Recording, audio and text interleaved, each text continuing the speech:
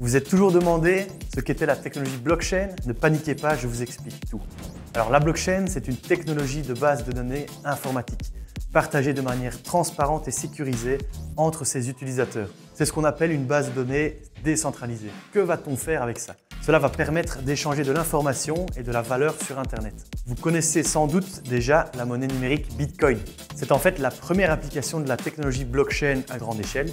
Et en gros, imaginez un grand livre comptable où toutes les transactions du réseau sont inscrites et où chaque utilisateur a la possibilité de le consulter et de certifier les transactions qui y sont inscrites.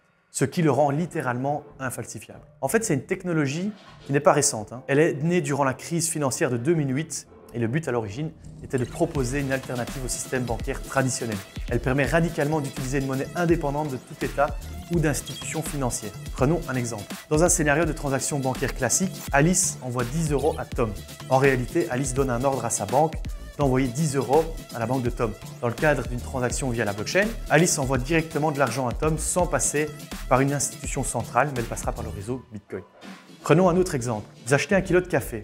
Comment être sûr de l'origine de ce café? Vous allez me dire, il suffit de lire l'étiquette. Eh bien, grâce à la blockchain, on va aller beaucoup plus loin. Je vais pouvoir avoir beaucoup plus d'informations sur la chaîne de production, depuis le producteur en Amérique du Sud jusqu'au magasin au coin de la rue, en passant par le transporteur en bateau, le passage à la douane. Chaque étape est inscrite dans ce grand livre comptable, consultable du coup par tout le monde. Alors la blockchain, c'est donc plus de transparence, plus de sécurité et plus de confiance pour tous les utilisateurs. Et nous n'en sommes qu'au début de toutes ces applications de la blockchain.